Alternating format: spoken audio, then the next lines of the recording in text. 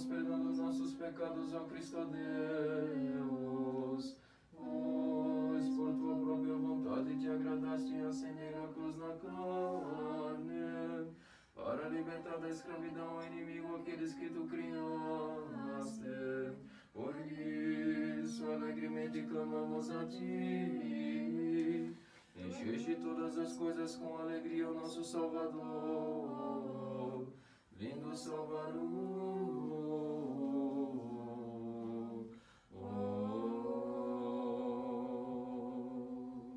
Amém.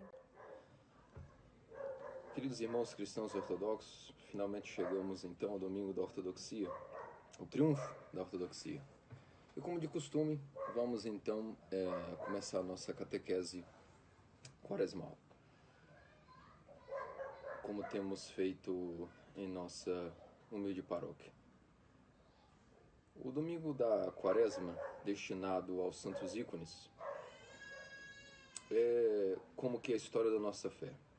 Todos os anos a igreja prepara para nós a entrada na quaresma com a Semana da Limpeza, após ter nos preparado ao longo de vários domingos com aquilo que é a preparação para o arrependimento. Mas enfim, já tendo então adentrado na busca por tal arrependimento, neste domingo a Santa Igreja nos mostra qual é o local onde nós temos acesso para adquirir o verdadeiro arrependimento. Ou seja, como que no mapa nós aprendemos a distinguir em que momento, em que local, em que situação, em qual circunstância neste mar tempestuoso da vida nós conseguiremos adquirir a nossa salvação. O que para nós, como foi nos ensinado até aqui, a salvação é o sinônimo de arrependimento. O arrependimento é o começo, o meio e o fim de nossa luta enquanto cristãos. Só que o único local que nós temos a garantia de adquirir este arrependimento é senão dentro da ortodoxia. É por isso que, como uma escada, como um degrau, nós vemos que a quaresma vai nos colocando passo a passo de como chegar na Santa Páscoa, tendo adquirido o mínimo de arrependimento. E isso começa então verificando onde está a Igreja de Cristo, sendo que a Igreja de Cristo é a arca da salvação, e nela nós vamos ter todo o tratamento eficaz que garantirá o arrependimento. E especialmente nesse domingo, quando nós dizemos o domingo da ortodoxia, o domingo dos santos ícones, nós temos a resposta para onde está a Igreja. Isto está alinhado com aquilo que é onde está a verdadeira fé. É isso que o domingo, toda a quaresma, nós revemos sempre os mesmos temas e nós sempre passamos pela mesma verificação. A salvação do homem sempre está ligada à sua fé. Se ele tem fé que será salvo, ele então conseguirá a sua salvação. Mas se ele não tem fé, ele não tem a condição mínima para inclusive ter ânimo para começar a sua luta cética, sua guerra, para que possa adquirir a sua salvação. Isso é algo que é até lógico. Como nós vamos lutar para ser salvos se não temos a fé? O pressuposto é o mínimo que Cristo exige de nós, é o mínimo que até nós mesmos precisamos ter como ponto de partida para que nós nos movimentemos para adquirir a nossa salvação, lutarmos por isso. E o domingo da ortodoxia nos revela que a fé não é apenas um sentimento qualquer, é um dom dado por Deus, e este dom é a ortodoxia. Para nós cristãos, fé, naturalmente, é algo que nós dizemos a fé. Não vários tipos de fé ou várias denominações, como hoje o pensamento moderno em que nós vivemos, é algo que realmente nós nascemos numa geração que prega incessantemente um número infinito e quase interminável de denominações. Mas se nós visitarmos um monastério ortodoxo, se nós conversarmos com pessoas experientes e pessoas até mais antigas, nós nunca vamos escutar delas nenhum tipo de discussão a respeito de várias denominações, vários tipos de fé. Para elas é muito claro na convicção, na mente, naquilo que elas veem, creem, experimentam em seu dia a dia, que receberam de seus antepassados, que receberam em seu legado de fé, em sua infância, em sua catequese. Eles só imaginam uma fé. E de fato só existe a fé. Por isso se chama, não é questão de ter fé, é questão de ter a fé. Mas isso nós só podemos experimentar com a graça de Deus. É um dom de Deus. Não há como nós convencermos alguém por palavras. Mas se nós estamos naquilo que é a fé correta, ou seja, a ortodoxia, reta, doxa, adoração, a maneira correta de adorar a Deus, nós temos total, não só convicção, mas experiência comprovada, empírica, no nosso modo de vida, no nosso dia a dia, que realmente aquilo que nós vivemos é a fé correta. A fé, o artigo bem definido. Uma fé singular, a fé dos santos padres, a fé dos apóstolos, a fé que estabeleceu o universo. Quando nós denominamos a igreja, o que é a ortodoxia, nós sempre ficamos sem resposta na ponta da língua, mas uma vem à nossa memória sempre. O que é a ortodoxia? Alguém pode nos explicar o que é a igreja ortodoxa? Que tipo de fé é essa? Qual vocês vivem? Esta fé é aparentemente diferente? Para nós não é algo diferente. É algo natural, algo que nós comemos, bebemos, vestimos, dormimos. É como uma roupa que usamos. Isso para nós é a fé. É algo natural. Mas para as pessoas, muitas vezes trata-se de algo estranho, devido à cultura, aos costumes, ou à localidade em que a ortodoxia nos tempos de hoje chega com o seu caráter missionário. E uma palavra que vem à mente, que nós sempre temos na ponta da língua, ainda que é muito difícil falar de coisas tão profundas, mas uma frase sempre vem à mente. O que é a ortodoxia? É a fé que fundou o universo, que estabeleceu o universo. O que mais podemos dizer sobre a ortodoxia? O Evangelho, preparado para o domingo do triunfo da ortodoxia, ele nos revela justamente isso. Quando Filipe diz a Natanael: encontramos aquele a qual Moisés e os profetas falam, o Messias, Jesus, filho de José, lá de Nazaré. Acaso pode vir coisa boa de Nazaré, uma vez que o Messias vem de Belém, deve nascer em Belém pelas profecias? E Filipe diz: bom, vem ver. E é isso que também se adiciona quando nos perguntam o que é a ortodoxia. A fé que estabeleceu o universo. Mas como? Como assim? Vem ver, não há como nós colocarmos em palavras aquilo que nós vivemos. Porque é algo vivo, é algo a ser experimentado, é um dom de Deus. E hoje estamos, como todos os anos, mais uma vez, graças à grande misericórdia divina, celebrando mais um domingo do triunfo da ortodoxia.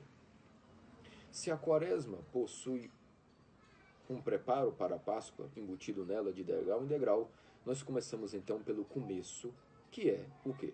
A fé, o ponto de partida para chegarmos ao nosso sucesso na escada espiritual, na vida cética do arrependimento. O ponto de partida é a fé. E é por isso que o primeiro domingo da quaresma, através da grande medicina dos santos médicos e doutores da igreja, através da graça do Espírito Santo, coincidiu que na época de Santa Teodora, Imperatriz Teodora, pós-sétimo concílio ecumênico, na segunda investida do iconoclasmo, coincidiu que a restauração do culto, definitivamente falando dos ícones, foi na primeira semana da quaresma, o que ocasionou que a grande entrada e retomada dos ícones para os seus devidos lugares, nos templos, nas casas, nos edifícios públicos, foi no primeiro domingo da quaresma, providencialmente pelo Espírito Santo, para fechar com chave de ouro aquilo que é o começo da nossa luta quaresmal. Discutir, aprender, assimilar, renovar o ânimo a respeito do que é a fé ortodoxa. E não só isso, mas o triunfo desta fé. A fé que venceu o mundo, nos dada por nosso Senhor Jesus Cristo. E se podemos explicar algo a mais por palavras, é simples. É a fé que estabeleceu o universo, porque foi a fé que não foi algo criado da mente humana, não é algo criado, pelo contrário, é algo eterno, a qual o próprio Deus revelou a si mesmo no passado através de seus profetas e depois encarnou-se, fez homem e veio ele mesmo nos revelar esta fé. É por isso que se diz que é a fé que fundou o universo. Porque a própria palavra de Deus se fez homem e antes de se fazer homem, ela foi dirigida aos profetas, como se lê. Eis que a palavra de Deus foi dirigida a Oséias, a Isaías, a Jeremias, a Ezequiel, a Noé. E todos eles diziam, oráculo do Senhor. Diz o Senhor ao meu Senhor, como diz Davi, o salmista.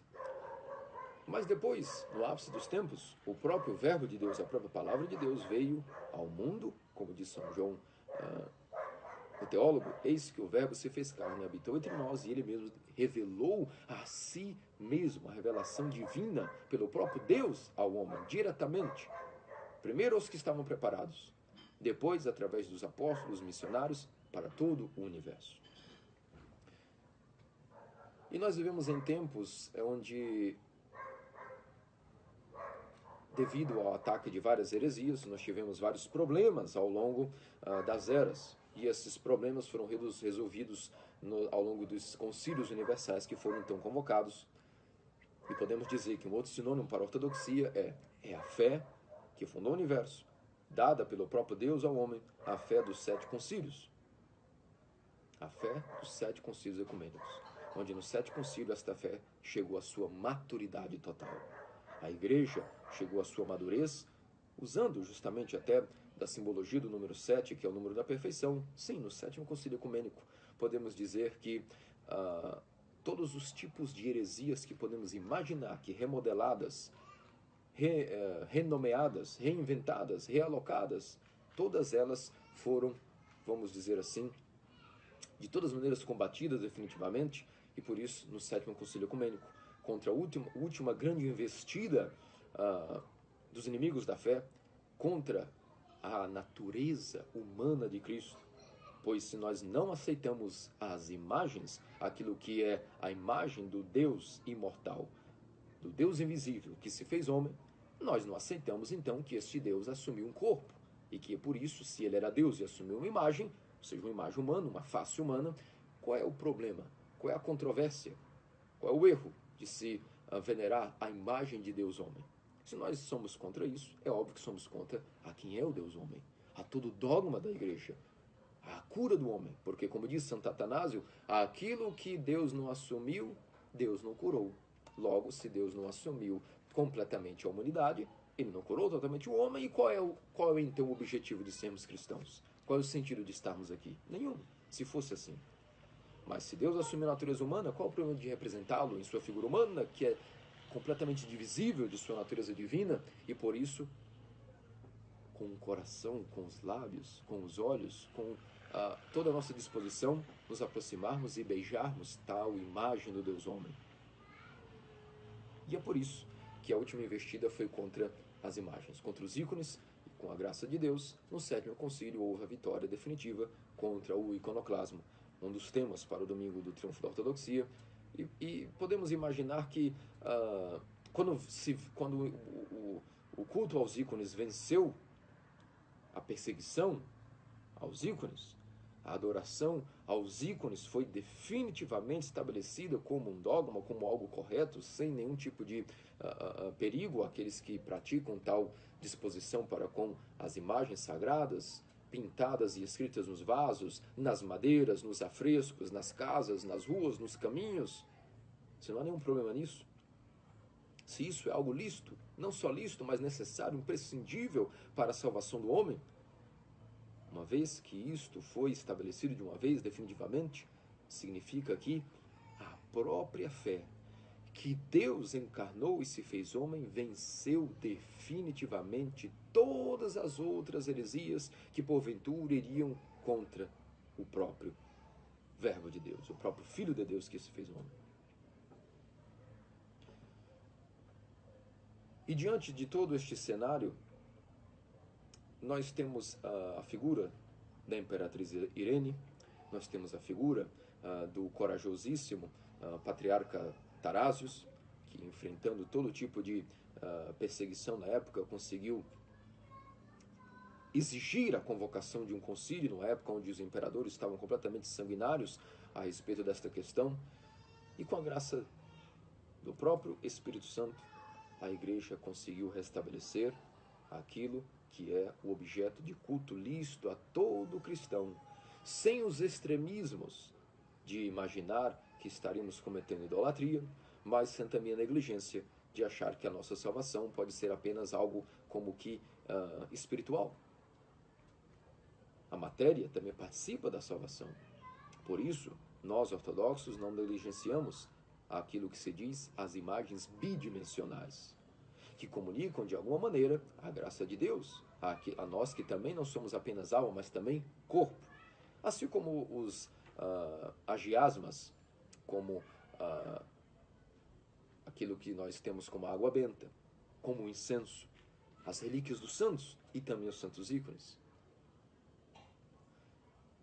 Um grande exemplo básico para se entender a controvérsia do iconoclasmo no domingo da ortodoxia, ainda mais que nós vivemos num país onde a maioria das pessoas não são ortodoxas, mas sim ou são adeptas do culto latino ou do culto protestante, que cresce a cada tempo, a cada ano, que vemos o aumento do número de pessoas que acabam negligenciando no nosso país aquilo que seria as imagens de maneira geral.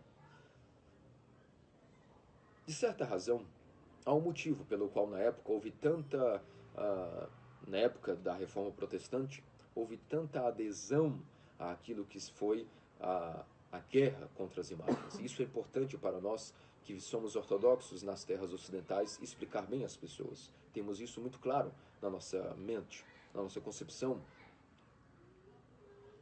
Há uma tendência no homem caído de realmente cultuar objetos inanimados, colocar como que a criatura no lugar do Criador. Sim, isso é um ponto, isso é comprovado pela experiência. Mas também é verdade que, se nós nos afastamos de tudo o que é sagrado, como que um exagero para fugirmos da idolatria, nós corremos o risco de esvaziarmos tanto a nossa fé, que estaremos completamente com o tempo vazios até mesmo daquilo que é a nossa tradição e perdermos as referências. Por isso, o grande equilíbrio que a ortodoxia traz, como em tudo que ela aborda, sendo a fé do próprio Deus, é a verdade em cada ponto da fé. Se nós analisarmos, o próprio começo da heresia iconoclasta foi porque algumas pessoas realmente começaram a colocar o culto aos ícones de uma maneira como que, não como uma veneração, mas realmente uma adoração, um exagero.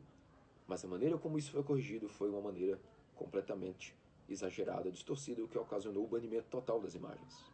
E pelo próprio tempo, assim como tudo é provado pelo tempo, como que pelo fogo, chegamos então àquilo que é a maturidade do assunto sobre imagens. Se tudo aquilo que é material deve ser banido daquilo que nós consideramos como objeto de culto espiritual, significa que então sua alma do homem viria a ser transfigurada e curada e que o corpo jamais participaria da salvação. Significaria também que até o próprio Evangelho, a palavra de Deus escrita em um papel, seria então, se beijada e venerada, digna também de adoração, e isso seria então um grave pecado. Mas nós vemos que até os protestantes possuem grande temor e respeito pela palavra de Deus escrita, impressa em gráficas e que estão colocadas em papel e ganham forma física. Nós não vemos que as pessoas têm veneração pela palavra de Deus, pelo Evangelho, pela Escritura, apenas de cor, de memória. Mesmo dentro daquilo que é a matéria, há um grande temor. Difícil ver alguém que não tem temor pela Escritura sagrada. Difícil ver pessoas que possuem a Bíblia e não possuem o mínimo de zelo, temor para com isso e a colocam em um lugar destacado em suas casas, seja, não importando se leem ou não, mas sempre, quando se diz a Sagrada Escritura, se há intrinsecamente uma devoção àquilo que é a palavra de Deus. Mas se essa palavra de Deus está escrita e impressa, Não seria também um exagero beijá-la, venerá-la, colocá-la com respeito em algum local de nossa casa? Não seria também idolatria? Claro que não. Não passa pela nossa cabeça essa possibilidade. Por quê? Porque sabemos que é algo naturalmente vinculado ao sagrado, às letras, as quais serão veículo para esta palavra de Deus. Isso é algo indiscutível. Embora ali estamos vendo uma capa, folhas, páginas, algo material, nós sabemos que algo está conectado a esta matéria que é sagrado, é eterno, a palavra de Deus. Se não fosse assim, ninguém teria veneração pela Bíblia.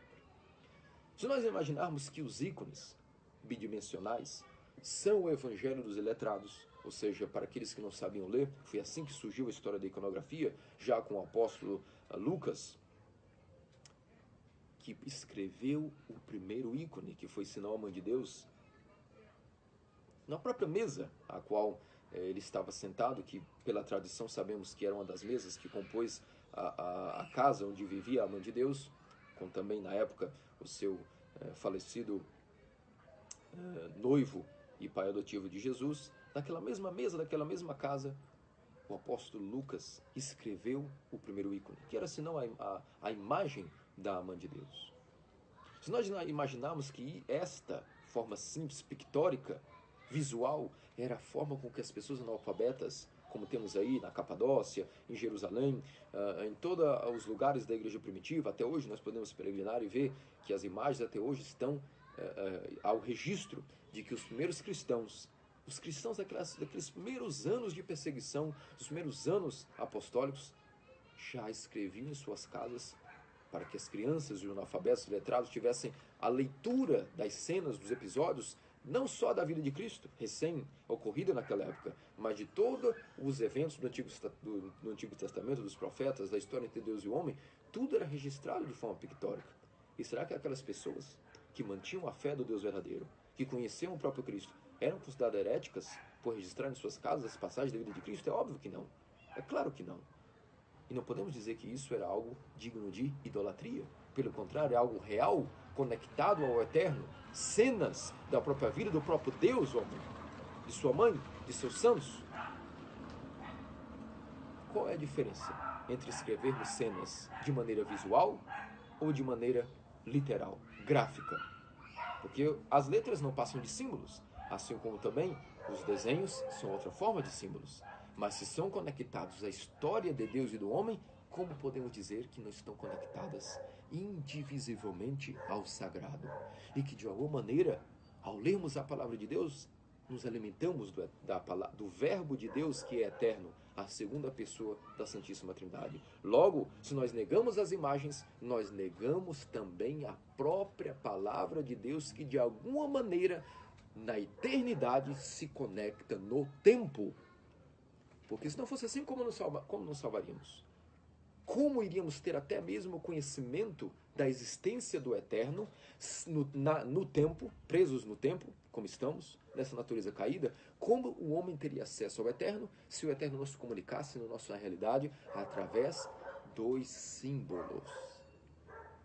E se nós entendemos humildemente com o entendimento dos nossos antepassados cristãos, simples como eram, não com esse pensamento modernista e racional da nossa geração, mas se entendemos com o coração, de que, assim como alguém sabe ler e se comunica com a palavra de Deus, o verbo de Deus, a palavra do eterno, através da leitura da escritura gráfica, no idioma, seja qual for a maneira simbólica que ele foi escrito, seja no alfabeto latino, seja no alfabeto cirílico, grego, ou no hebraico, que diferença faz? Acaso, como temos aqui o exemplo do ícone da Santíssima Theotokos de Iveron, se nós analisarmos, isso não é uma maneira de também escrever uma história? Então, não há argumentos para criticar aquilo que é o primeiro ponto da controvérsia iconoclasta. A palavra de Deus, de alguma maneira, se revela ao homem através, seja de colocação oral, seja por carta, viva voz, como diz São Paulo. E nós devemos ser fiéis a isso, como ele diz, sejais fiéis a todas as tradições que vos comunicamos, seja por carta ou viva voz, e a daquele que adulterar disso, seja um i. E isto sempre foi o normal durante todos os primeiros séculos da igreja, onde havia apenas uma igreja, um só rebanho, um só pastor. E a primeira investida contra isso, contra essa controvérsia de imagens ou símbolos, veio então com a investida do iconoclasmo. Claro, era a última investida do demônio para tentar rasgar a túnica de Cristo, onde a sua natureza humana e divina estão não confundidas, não misturadas, mas indivisíveis em uma só pessoa chamada Cristo, Deus homem. Se nós mexemos em qualquer coisa a respeito do Deus homem, nós impedimos o homem de ter a cura. Porque se a nossa fé no Deus homem não é bem esclarecida, nós não temos a capacidade de se aproximar dele da maneira como ele é, a fim de modificar em nós aquilo que nós devemos ser, a sua imagem e semelhança. Por isso é que a heresia é algo perigoso, e nós ortodoxos consideramos a heresia como uma doença. É a separação total entre o homem e Deus. Por quê? Porque a heresia é o que? Uma fé mal entendida, uma fé não correta, uma fé manchada, maculada. E logo, se nós não cremos de maneira correta, nós vamos procurar viver conforme o que cremos. Isso é algo, é a lei natural do homem. Ele vive aquilo que ele acredita. Se ele acredita em algo correto, o seu modo de vida será correto e alcançará naturalmente a cura.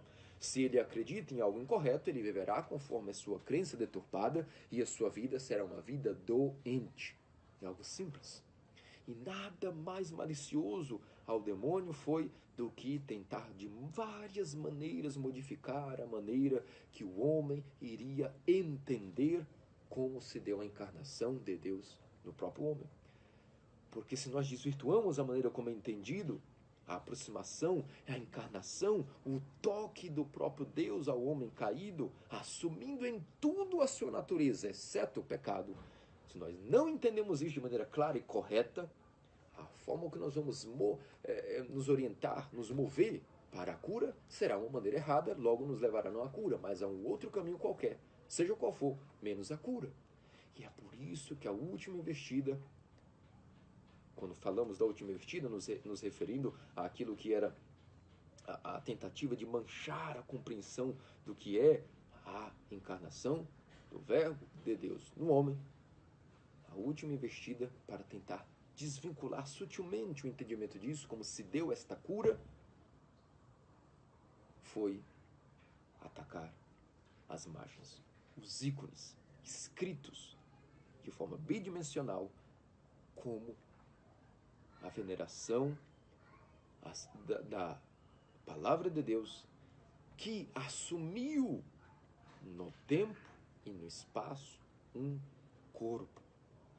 Como diz São João Damasceno, negar a imagem de Deus que se fez homem é negar a própria encarnação.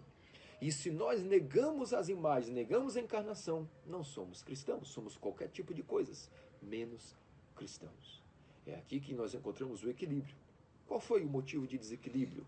Pouco depois, passando alguns séculos, nós chegamos então à separação do Patriarcado de Roma, da comunhão ortodoxa, e aos poucos foram modificando o culto, a tradição, a maneira de enxergar a adoração para com a divindade, para com Deus, para com a Trindade, para com a Theotokos, e desenvolveram algo estranho à natureza da simplicidade cristã. Começaram a colocar a representação dos santos, do próprio Cristo e de seus santos, da Theotokos e dos anjos, de maneira escultural, o que automaticamente levou a que a mente humana, que sempre procura não o correto, mas é tendenciosa ao erro e ao exagero, porque é o fruto de nossa doença, a começar a imaginar a divindade não como aquilo que era o projeto inicial do homem para ele ser transplantado à realidade elevada do céu, ou seja, se curar, e o homem então restaurar a sua imagem à semelhança de Deus. Ao contrário, Quando nós vamos representar a figura humana através de esculturas, como os pagãos sempre fizeram, automaticamente nós iremos tender a projetar tudo o que é sagrado e divino de maneira humana, o movimento contrário à fé correta, que eleva o homem à imagem de Deus, mas ao contrário, vamos automaticamente, sem má vontade, sem atitude criminosa para com a fé, é algo automático. Iremos colocar a divindade fechada em projeções limitadas humanas que irão trazer toda a fé, a maneira de vermos o além, o sagrado, o eterno, de maneira temporal, de maneira banal, de maneira humana e não de maneira divina. Ou seja, vejam que é um fluxo contrário ao que os ícones nos impulsionam, como ao contrário.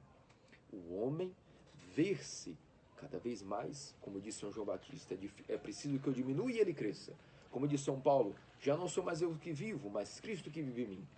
Em vez de haver uma restauração da imagem de Deus no homem, as esculturas tridimensionais farão com que o homem, os artistas, ao colocarem para fora a sua expressão artística com boa intenção teológica, seja como for, é inevitável que irão colocar um caráter humanista, realista, e irão automaticamente trazer o culto para tudo o que é humano, racional e realista. Ou seja, mais vamos querer ver nos objetos de veneração a nossa representação, emocionalmente falando, do que sermos transportados a largar tudo o que é defeituoso e pecaminoso e nos dirigirmos para aquilo que é divino.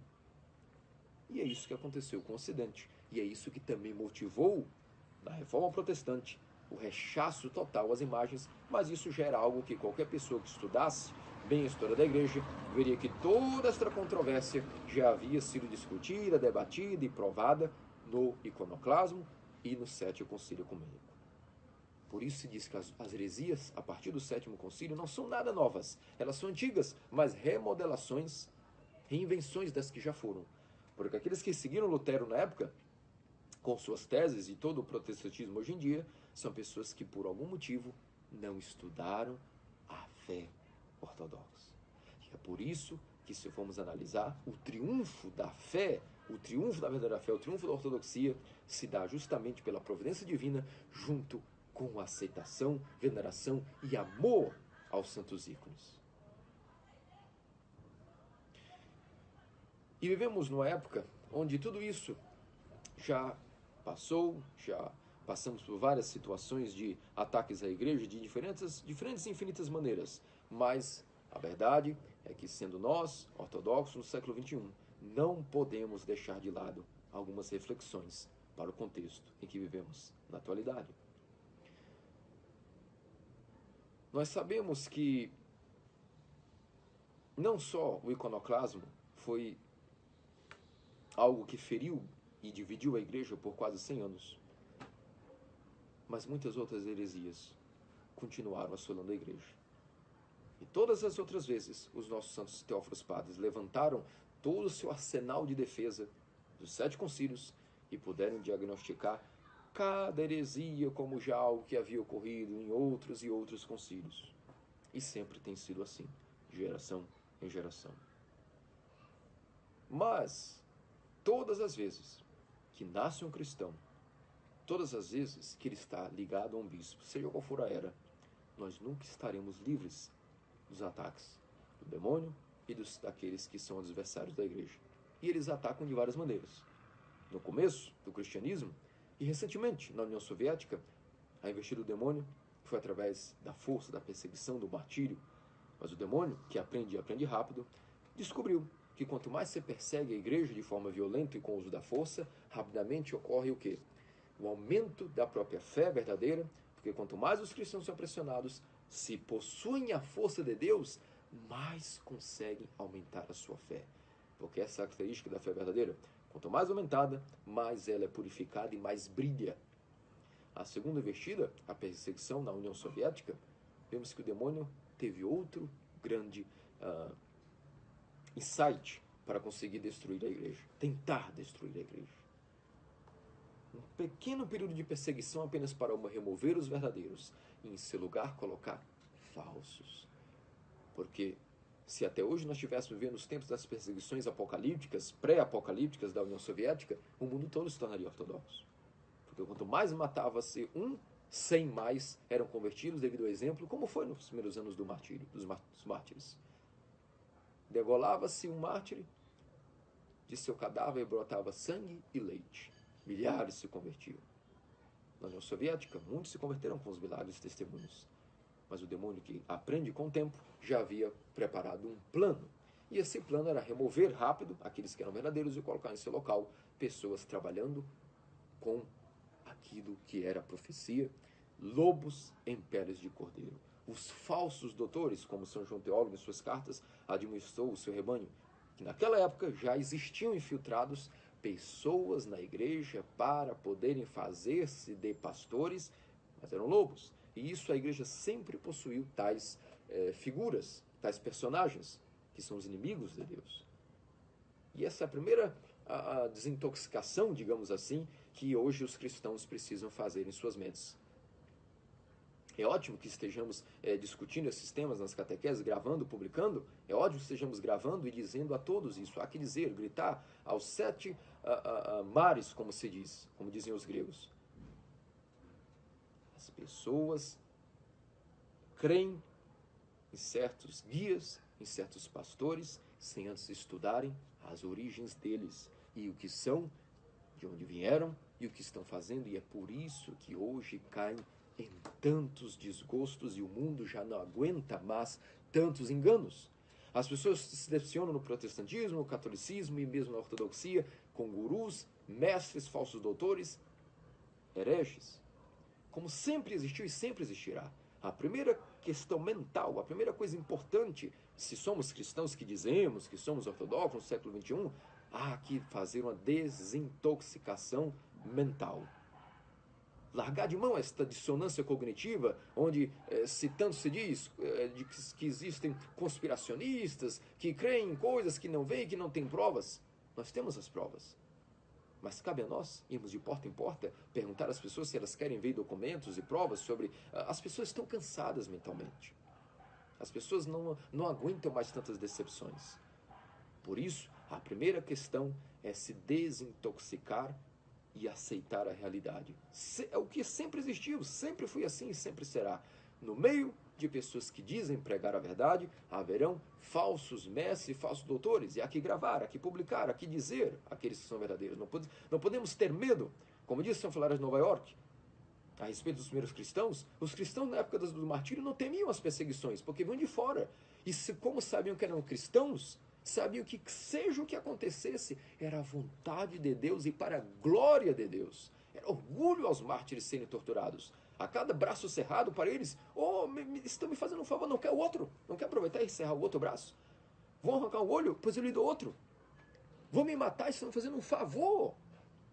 Agora, quando começamos a falar de heresia, os cristãos começam a virar feras, como dizia o Abagaton do deserto. Porque a fé não é algo que é um ataque do demônio que vem de fora, vem de dentro. Chama-se uma operação, um cavalo de Troia, um presente de grego, como se diz. Nós compramos achando que é algo bom, quando tiramos a embalagem é algo ruim, como diz o próprio ditado popular, que nós compramos a madeira, achamos que está boa, quando vamos usar, cortamos, está podre, cheio de cupim. Assim é a heresia. Ela ataca por dentro e vai carcomendo, separando aqueles que estão conectados na árvore da vida, sadios, e sem que se perceba, com uma virose, com uma síndrome, uma doença, a pessoa começa a entrar em uma gangrena e tem que ser podada, como se diz, amputada, porque aquilo que é sadio não convive com o que é doente. É impossível haver vida e morte no mesmo organismo. E este é o corpo de Cristo. Sempre será algo vivo, sem mácula, sem mancha. E tudo aquilo que é doente é cortado deste corpo. E a heresia é o que deixa... Nós muitas vezes nos preocupamos com moralismos, com pecados. Não, nós estamos no Novo Testamento. Nós não odiamos o pecador. Nós odiamos o pecado. Nós tampouco odiamos o herege. Nós odiamos a heresia. Não precisamos ficar aqui debatendo moralismos.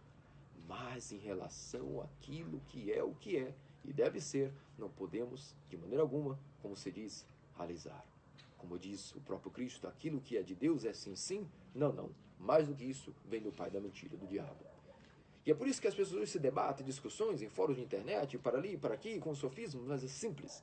Eles não querem aceitar, devido à dissonância cognitiva, que toda a fé apostólica sempre será simples para aqueles que queiram e fácil de ser entendida, porque ela tem começo, meio e uma continuidade. É o alfa e o ômega, o mesmo de ontem, de hoje e sempre. Mas nós temos impostores em todos os locais e sempre teremos. Por isso é a primeira questão, aceitar, desintoxicar-se e aceitar. Sim, vivemos em tempos como todos os outros, onde a igreja é atacada por pessoas infiltradas que enganam as ovelhas, que são falsos pastores. E isso é óbvio que no século XXI, como enxergar isso? Se nós celebramos o domingo da ortodoxia, como todos os anos, mas nós não paramos para ver, e no século XXI, no nosso dia, qual é o triunfo da ortodoxia? Será apenas um rito cultural, onde de maneira tão farisaica, tão cafona até, separamos aquele domingo, onde acordamos cedo no domingo, pegamos o nosso íconezinho de casa que mais gostamos, levamos à paróquia, o sacerdote as pede com a água-benta e voltamos para casa felizes da vida, porque somos pessoas que têm uma certa fé, uma fé exótica no Ocidente. Que lindo, não? Certamente isso não é participar do triunfo da ortodoxia. Como disse São Filareto de Nova York, em sua homilia, para o domingo do triunfo da ortodoxia, se você não é ortodoxo em tudo, se a ortodoxia não abrange todo o seu modo de vida, toda a sua concepção, toda a sua mente naquilo que vai gerar a sua ação, o seu sentimento, a maneira como você vê a sua fé no contexto mundial a que você vive, você não é. Não importa o que você diga ou o que você faça, você não mantém a ortodoxia, você não é um ortodoxo. Ou seja, não que isso seja motivo de vanglória ou vaidade ou de sermos pessoas melhores que alguém. Mas se estamos falando de manter a fé verdadeira, é óbvio que isso tem que ser um assunto sério e a coisa mais preciosa para nós. Por quê? Porque como pode existir salvação sem a fé? E se a nossa salvação é cara para nós, a nossa fé também é cara para nós. Porque se nós não temos uma fé correta, a nossa salvação não ocorrerá.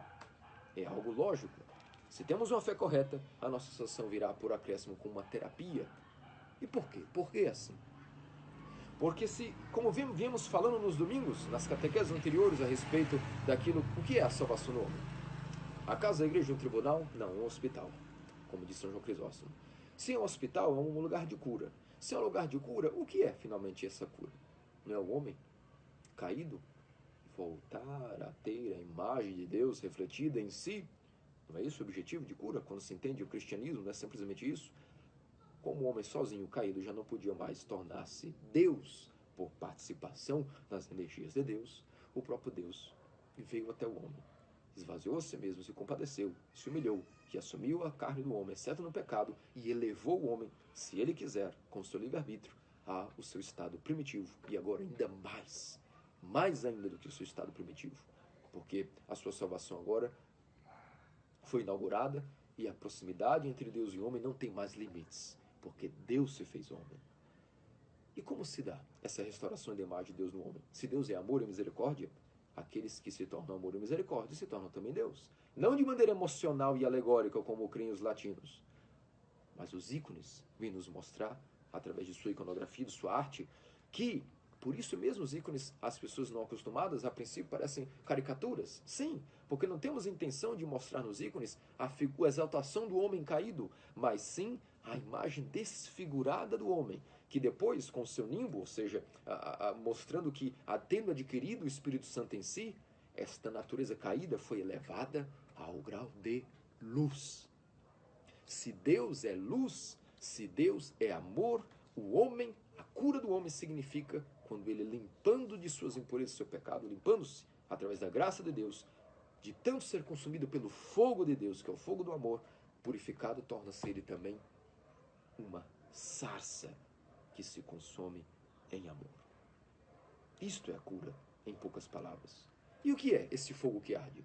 A energia de Deus no homem, que o purifica, o limpa, o restaura, para que ele, brilhando, completamente limpo de todos os seus conceitos, todas as suas loucuras, concepções, defeitos, se torna imagem e semelhança do Criador, adquirindo, possuindo, como diz os Santos Padres, adquirindo, não é simplesmente algo filosófico, algo emocional, adquirindo, comendo, vivendo, bebendo e vivendo no amor de Deus de maneira real e aqui e agora em sua energia comunicada ao homem.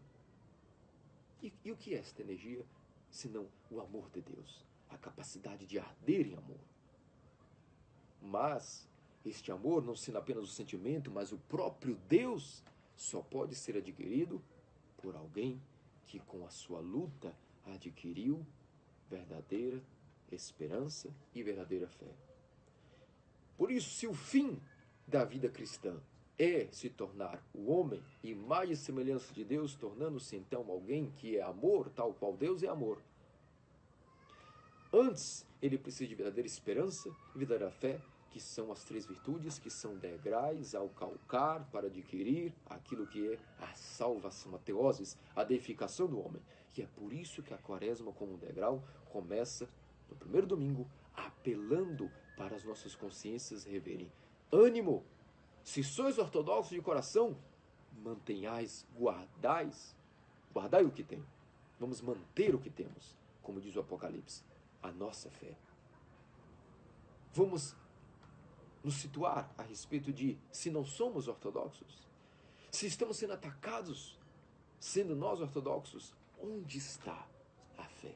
É isso que o domingo do triunfo da ortodoxia, como que uma bússola nos aponta. Onde encontrar a salvação? Onde começar? Qual é o ponto de partida? Venham e vê, como diz Cristo, Filipe a Natanael. Mas aonde? Aonde? Onde é que está Cristo? Na ortodoxia, na verdadeira fé. E o domingo de hoje nos mostra, no triunfo da ortodoxia, na fé dos 7 concílios, como que uma delimitação aonde está a igreja, aonde está a salvação, aonde está a arca que protege e salva o homem e o prepara para isso. Na verdadeira igreja, na verdadeira fé.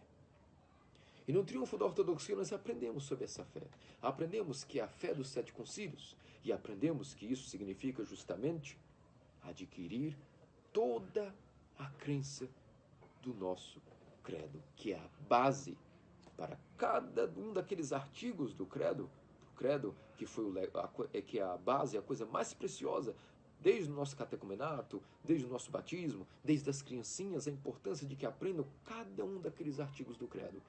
São como pérolas preciosas para que nós saibamos então o que é possuir a fé verdadeira.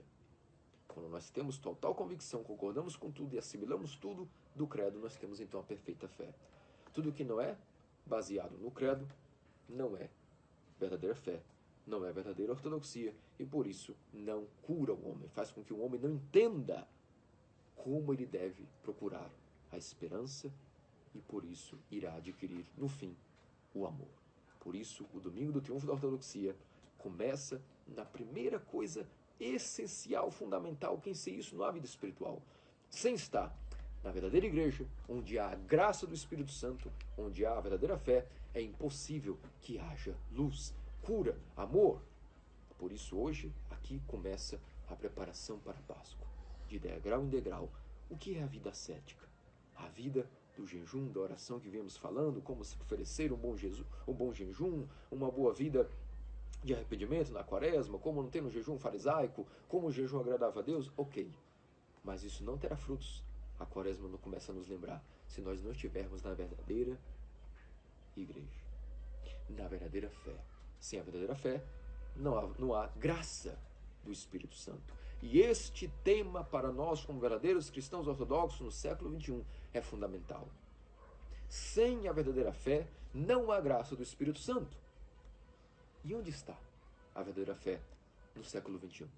Porque se nós não revisamos isso, nós não somos cristãos ortodoxos no século XXI. Nós somos apenas caricaturas de pessoas que dizem serem ortodoxos. Mas nós somos, de fato, luzes no mundo. E onde é que está a verdadeira fé no século XXI? Porque hoje nós vemos uma época curiosa, onde nas redes sociais, onde nos jornais, onde o próprio mundo nos diz que a verdadeira fé está como que acessível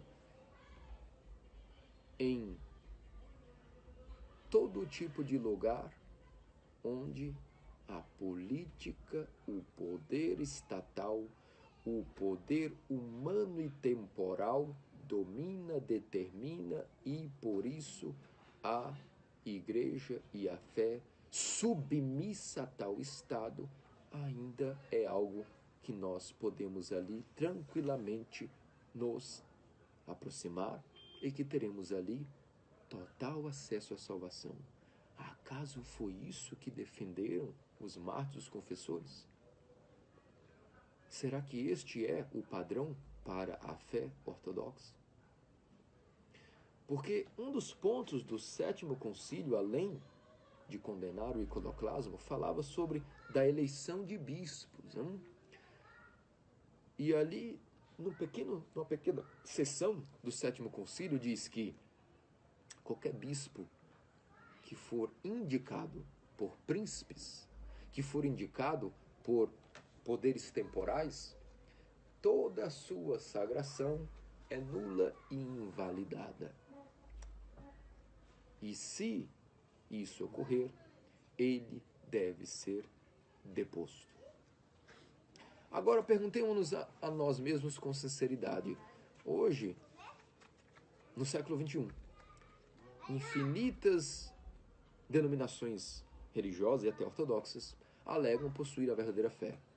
Que a consciência de cada um nos diga: acaso o bispo ao qual estou ligado tem algum tipo de envolvimento político, estatal?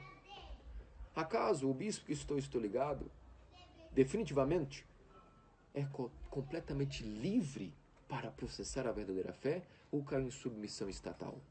Porque na Rússia foi isso que foi instaurado.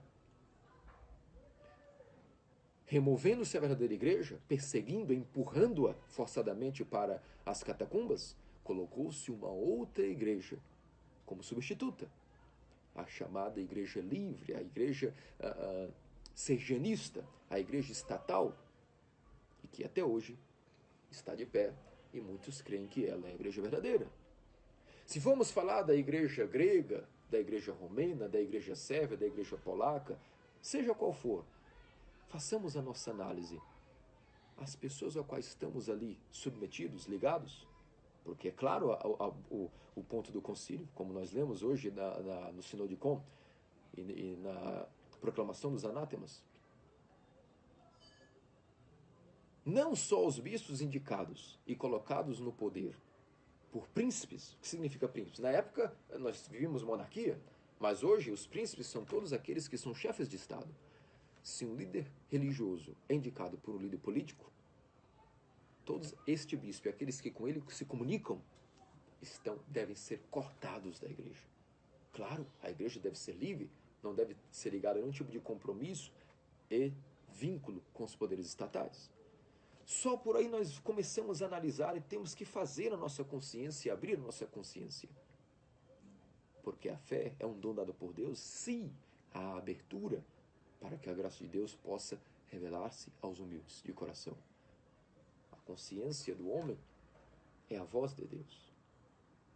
Que tipo de bispos hoje, quantos por aí, abertamente fazem um trabalho mais político do que religioso, em cumprindo descaradamente agendas políticas como aparelhos do Estado?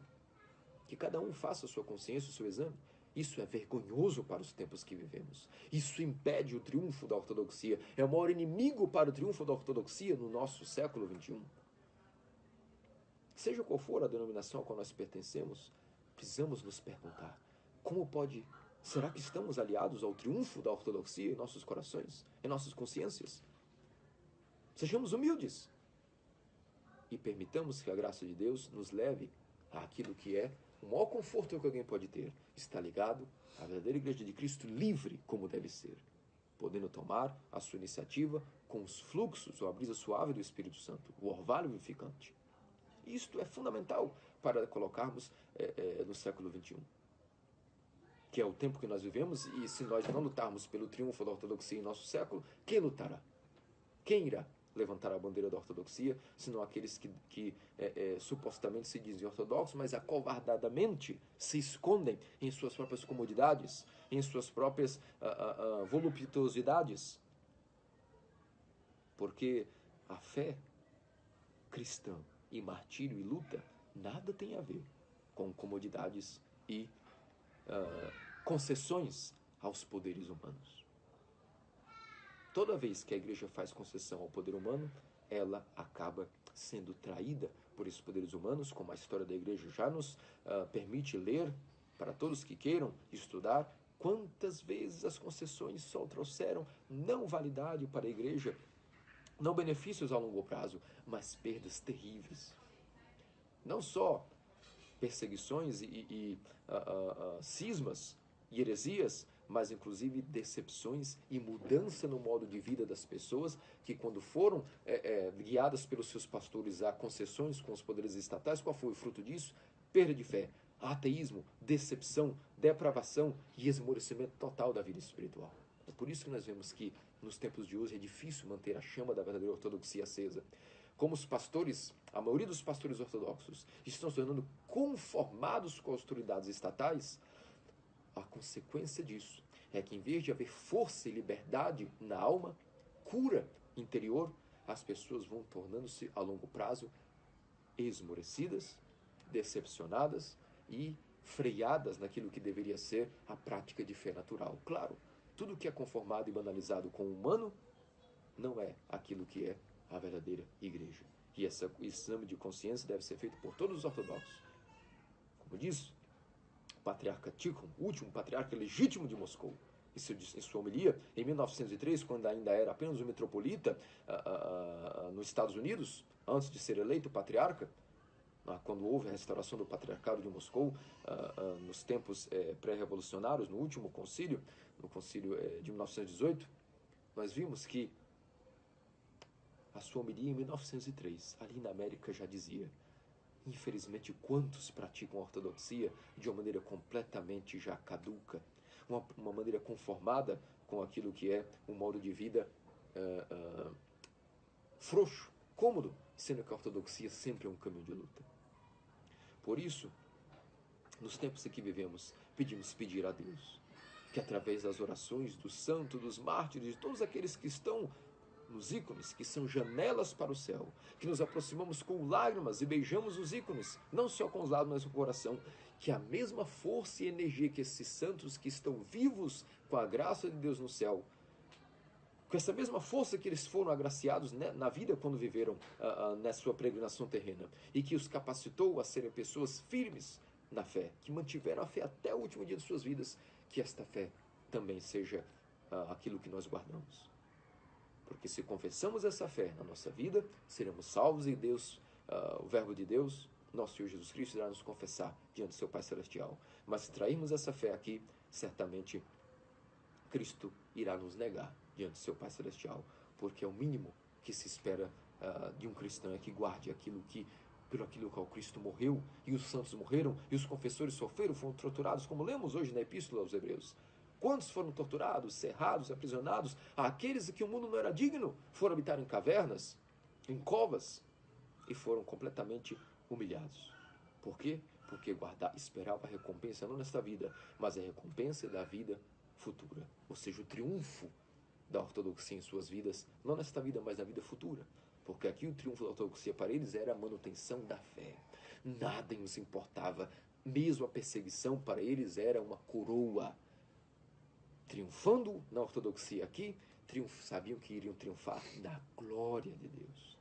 E é por isso que então, neste domingo, com toda a manutenção daquilo que é a fé dos 7 concílios, o triunfo da ortodoxia, através dos santos ícones, que foram a restauração da adoração dos ícones, que triunfalmente entraram através da imperatriz Teodora, de seu filho Miguel, e juntamente com todo o clero solenemente entraram em procissão novamente na Catedral de Hagia Sophia, e nisso teve aquele evento histórico que anualmente é renovado e comemorado, o triunfo da fé dos Santos Padres, da fé que fundou o universo, da fé que estabeleceu o universo, da fé que nos sustenta, que nos dá vida e que torna o homem vivo, que levanta o homem, o dá cura, o cura de sua paralisia, o cura de sua cegueira, de toda a sua decadência, de tudo aquilo que é a sua natureza caída e o transfigura. A partir de uma verdadeira fé, nós iremos adquirir verdadeira esperança, e de verdadeira esperança vamos adquirir verdadeiro amor, e adquirindo verdadeiro amor, se Deus é amor, e quem permanece no amor permanece em Deus e Deus nele, como diz São João, o teólogo, nós poderemos então sermos salvos. Por isso que a quaresma de degrau em degrau vai nos preparar para o auge da vida ascética, que é a deificação, a Páscoa, desfrutar do remédio, da consequência da cura, que são as energias que a ressurreição irá dar àqueles que participam de Cristo. Mas a condição inicial para participar dos benefícios de Cristo, para participar de Cristo, é senão a verdadeira fé. E onde está a verdadeira fé? Hoje, no triunfo da ortodoxia, neste domingo, a Santa Igreja nos diz onde está a verdadeira fé. Estudemos a nossa fé para que possamos nunca trairmos ela e sempre sabermos discernir pela graça de Deus, porque isso é o dom de Deus, nós não temos essa capacidade.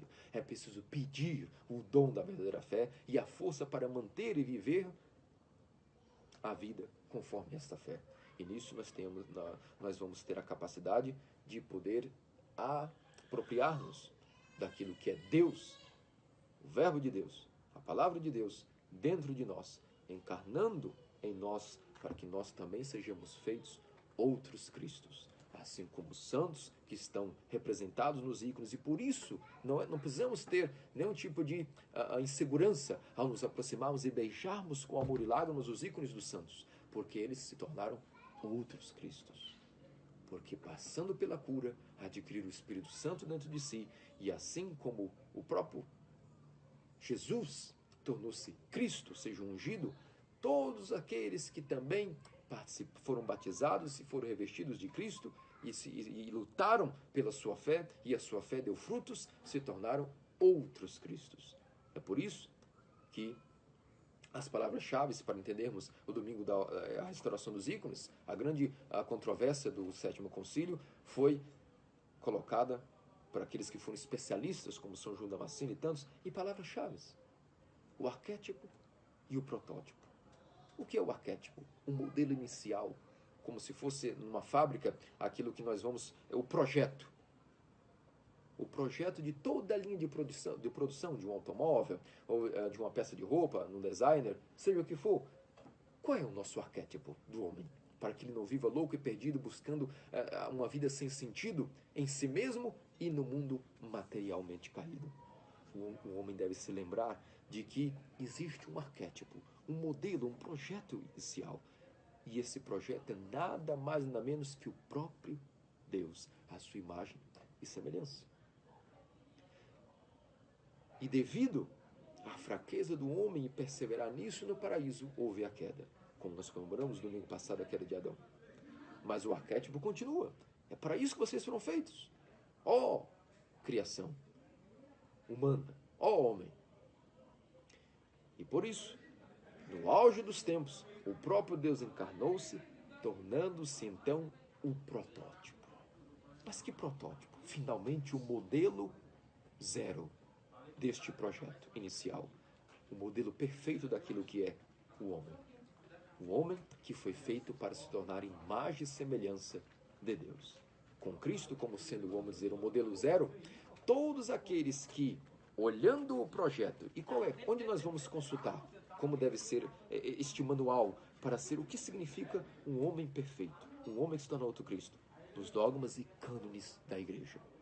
Ali está todos os manuais para nós, lendo, estudando, com a ajuda de nossos pais espirituais, com a ajuda do Evangelho, das Escrituras, da lei, com os serviços divinos, com os sacramentos, com todo um modo de vida, nós vamos entendendo como sermos curados e a imagem do homem caído passa a ser restaurada pelo Espírito Santo, que passa a inebriar a alma humana com a energia divina, e o homem passa então a ser um modelo 1, 2, 3, 4, 5, 1000 e assim por diante, todos aqueles que consideramos como santos.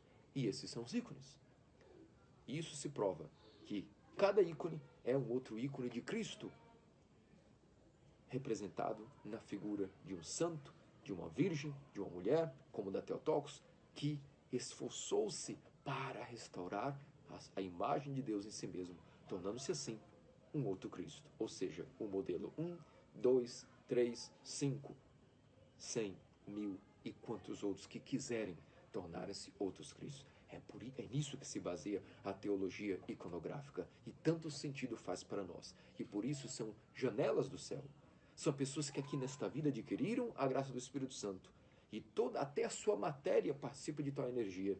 E se a sua matéria participa de sua energia, é claro que a imagem representada desta pessoa, assim como de Cristo, da Theotokos, também comunicará para nós a mesma energia. Se a veneramos com fé, haverá a comunicação desta energia através do ícone para nós que veneramos a imagem, não a matéria, a madeira, a tinta ou o barro dos vasos que são escritos com seus ícones, ou a prata, o ouro.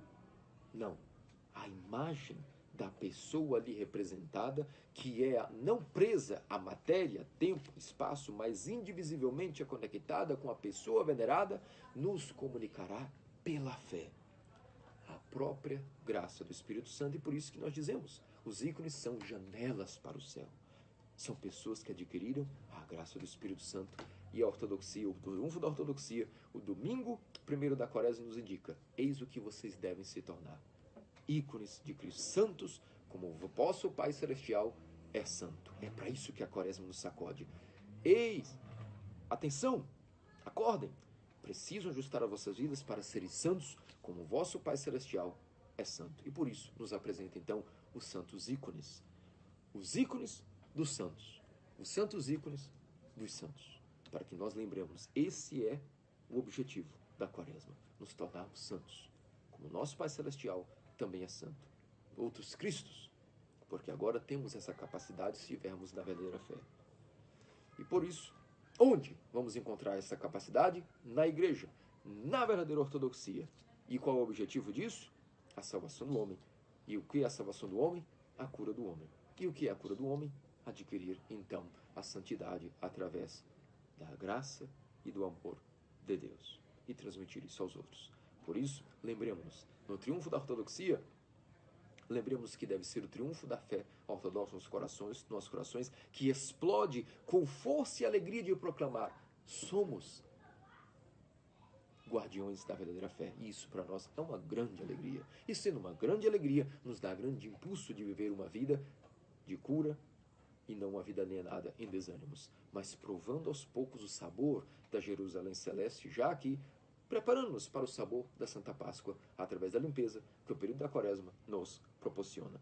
E por isso, aqui, fechamos então o domingo primeiro. Esse primeiro degrau bem fincado para nós, bem sedimentado como base da fé, da vida religiosa, da vida espiritual, da vida de alguém que se diga cristão. A fé como fundamento de toda a nossa vida e da vida espiritual. Não existe vida espiritual, nem graça do Espírito Santo, fora da verdadeira igreja, fora daquilo que é a fé verdadeira, a fim de nos tornarmos santos. E no domingo que vem, a igreja continua com todo o seu ensinamento profundíssimo sobre, agora que entendemos que o objetivo da nossa vida é nos tornarmos santos. E para isso temos os ícones como prova disso, a teologia dos ícones, e para isso pessoas morreram e defenderam a fé, foram torturados por isso. E a igreja venceu todas essas controvérsias e nos deixou o tesouro dos ícones guardados. Ótimo!